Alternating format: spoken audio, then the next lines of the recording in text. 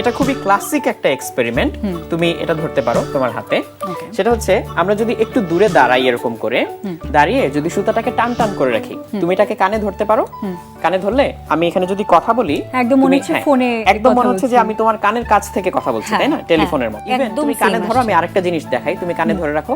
আমি যদি এখানে সাউন্ড করি, আমাদের দর্শকরা শুনতে পাবে না, কিন্তু এখন তুমি কিন্তু ঠিকই শুনতে পাবে। আমি একদম ক্লিয়ারলি শুনতে পাচ্ছি এবং সাউন্ডটা লাউডারও আসছে। খুবই স্লাইড ভাইব্রেশন ও অ্যামপ্লিফাই করে দিবে। তুমি এটা কি করলে? জাস্ট সারফেসটা আমি জাস্ট এখানে ধরেছি, এরকম করে ধরে ঘষাঘষি করেছি। সো এই সাউন্ডটা এখানে এত লাউড আসছে কেন? অনেক লাউড আসে। তুমি যদি তোমার মাইক্রোফোনে ধরো সেটাও শোনা যাবে। তুমি মাইক্রোফোনটাতে ধরো, সো আমি হচ্ছে এরকম করি, তাই না? সো এরকম ভাবে তুমি চাইলে সিগন্যাল পাঠাতে পারবে এই তারের মধ্যে টোকা দিয়ে দিয়ে। ওয়াও, এই এক্সপেরিমেন্টটা আমার খুবই ইন্টারেস্টিং লাগলো এবং আরো মজা লাগলো এই বিষয়টা যে এখানে প্রত্যেকটা এক্সপেরিমেন্ট দিয়ে কিন্তু আমরা যে কোনো সময় জাস্ট ফর ফান আমরা করতে পারি এবং সাউন্ড এফেক্ট যেটা আমরা এখানে শিখলাম সেটা কিন্তু যে কোনো টাইমে কেউ যদি একটা শর্ট ফিল্ম বানাতে চায় বা কোনো একটা ভিডিও বানাতে চায়, যে কোনো, এগুলো শুনে মনে হচ্ছে যে অনেক টাকা দিয়ে সাউন্ড এফেক্ট বানানো, কিন্তু এটা একটা সিম্পল এক্সপেরিমেন্ট যেখানে আমরা একটা পেপার কাপ ব্যবহার করেছি এবং একটা স্প্রিংটা আমরা কোথা থেকে কিনতে পারবো? এটা বাজার থেকে কিনতে পাওয়া যাবে। এটাকে হচ্ছে হিটারের কয়েল বলে। রাতুল ভাইয়া, এখন দেখছি আমাদের সামনে কালারড পানি আছে, এটা দিয়ে আমরা কিভাবে সাউন্ড এফেক্ট বানাবো? এটা দিয়ে আমরা আসলে একটা ক্লাসিক এক্সপেরিমেন্ট করব। আচ্ছা, জল তরঙ্গ। তো এখানে তুমি দেখতেই পাচ্ছ যে এখানে বিভিন্ন সাইজের গ্লাস আছে এবং প্রত্যেকটাতে হচ্ছে পানির পরিমাণ ভিন্ন ভিন্ন।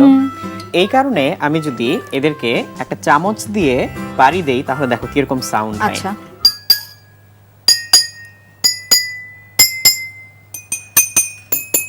হ্যাঁ, এক একটা সাউন্ডের ডিফারেন্ট এফেক্ট এবং এক একটা ফ্রিকোয়েন্সির সাউন্ড, তাই না? এই দেখো,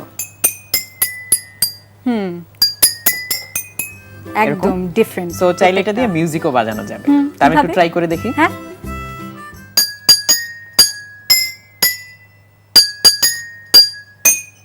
আরে বার্থডে সং।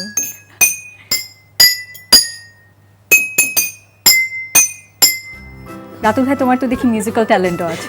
আমি আসলে এতটুকু মুখস্থ করে এসেছিলাম, বুঝছো? সো এটা দিয়ে যারা ভালো মিউজিক বাজাতে পারে তারা কিন্তু যে কোনো মিউজিক এটা দিয়ে বাজাতে পারবে এবং কেয়ারফুলি এই পানির হাইটটুকু অ্যাডজাস্ট করে নিলেই হবে।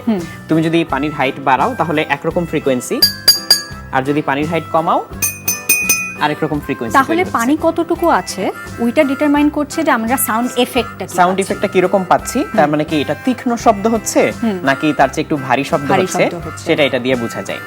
কিন্তু তুমি খেয়াল করলে দেখবে যে একটা গ্লাসে আমি যতবারই টোকা দেই না কেন একই রকম সাউন্ড হচ্ছে। এই যেমন এইটাতে একটা সেম সাউন্ড। সো ওর ফ্রিকোয়েন্সিটা চেঞ্জ হচ্ছে না। কিন্তু আমরা যদি ফ্রিকোয়েন্সি চেঞ্জ করতে পারতাম তাহলে হচ্ছে একই সাথে ফ্রিকোয়েন্সি চেঞ্জ করতে করতে আমরা অনেক রকম টিউন তৈরি করতে পারতাম। সো সেটাও কিন্তু তৈরি করা যায় চাইলে। তাই কিভাবে?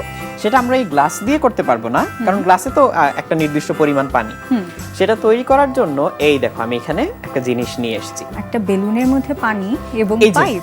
হ্যাঁ, সো এই বেলুনটার মধ্যে ভিতরে পানি ভরা, আর এখানে দেখতেই পাচ্ছ আমি মুখটা শক্ত করে একটা পাইপের সাথে বেঁধে নিয়েছি রাবার ব্যান্ড দিয়ে।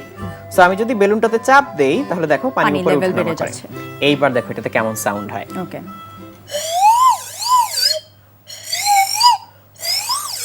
এটা তো পুরো একটা বাঁশির মতো, অ্যাম্বুলেন্সের মতো সাউন্ড হচ্ছে, তাই না? সো আমি যখন বেলুনে চাপ দিয়ে পানিটাকে উঠানামা করি তখন এক একটা ফ্রিকোয়েন্সির সাউন্ড তৈরি হয়। আমি আবার দেখাচ্ছি তোমাকে।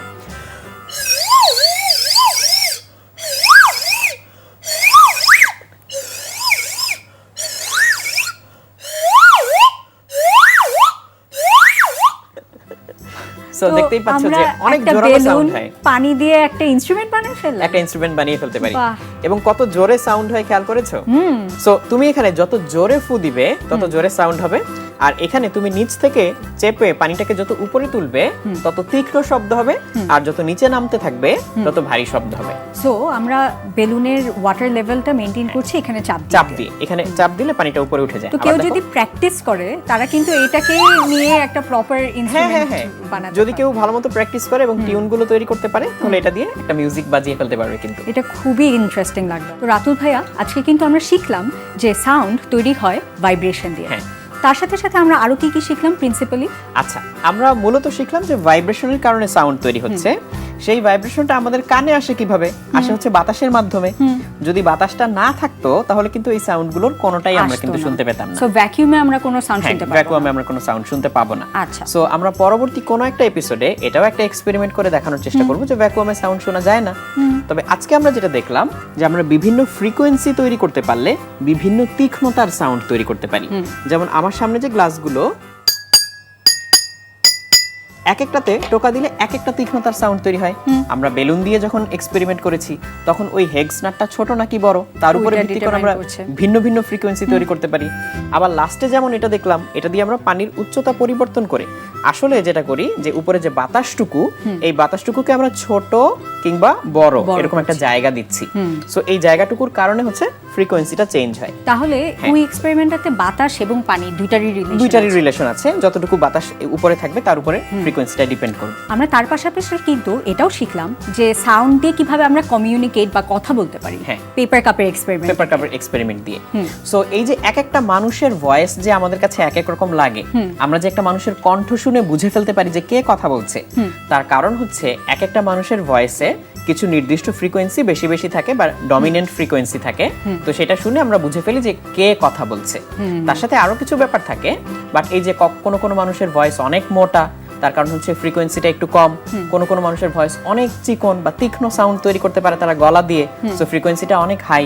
তো এইরকম ভাবে আমরা এই ফ্রিকোয়েন্সিগুলো কাজে লাগিয়ে তীক্ষ্ণ শব্দ, ভারী শব্দ এগুলো তৈরি করতে পারি, সেগুলো দিয়ে মিউজিক বা সুর তৈরি করতে পারি এবং আমরা সাউন্ড দিয়ে নানানভাবে কমিউনিকেট করতে পারি। তো রাতুল ভাইয়া, তোমাকে অনেক ধন্যবাদ আমাদেরকে এতগুলো মজার এক্সপেরিমেন্ট দেখানোর জন্য।